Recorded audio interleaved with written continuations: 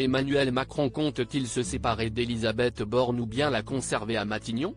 Depuis que la première ministre a fait passer en force la réforme des retraites, causant une crise sociale dans la foulée, on ne sait dire si sa place à la tête du gouvernement se trouve sur un siège éjectable ou non. S'il semblerait que le président lui laisse 100 jours pour relancer le pays, la dernière bourde de la femme politique âgée de 62 ans aurait remis de l'huile sur le feu. Dimanche dernier, celle qui a été 3 fois ministre a en effet qualifié le Rassemblement national d'héritier de Pétain dans une interview à Radio J, s'attirant de nouveau les foudres du chef de l'État. Elle n'est pas facile, soufflerait-il parfois à son entourage, d'après ce que Le Parisien a rapporté ce jeudi 1er juin. Certains membres de la classe politique sont persuadés qu'Emmanuel Macron maintiendra Elisabeth Borne à son poste.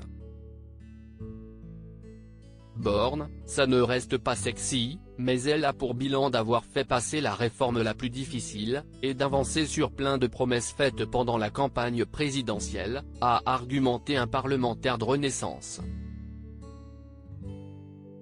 Elle a un avantage, c'est qu'elle tient sa majorité, a aussi affirmé une ancienne figure de l'Élysée auprès de nos confrères.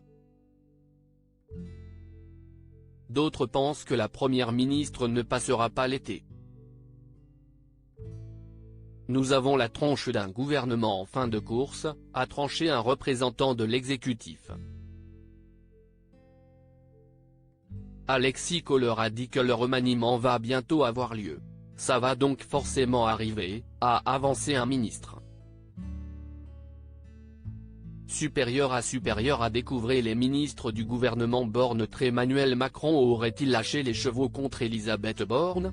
Devant les médias, Emmanuel Macron ne laisse transparaître aucune faille avec sa première ministre. Lors d'une conférence de presse à Bratislava, le président a témoigné son soutien envers son bras droit. Quant à ce que j'ai pu entendre sur Madame la Première ministre, je veux ici lui redire toute ma confiance. Vous savez, j'ai un mode de fonctionnement simple. Quand j'ai des choses à dire à mes premiers ministres, depuis 6 ans, je le dis dans un colloque singulier dont rien ne sort et nous réglons les choses ensemble, a-t-il souligné. Une déclaration qui sonne comme un camouflet déguisé à l'oreille de certains membres de l'exécutif. En faisant cela, il a lâché les chevaux. Pour moi, c'est le nouvel indice que le remaniement serait imminent, a exprimé une source aux Parisiens. Crédit photo, Stéphane Le Mouton.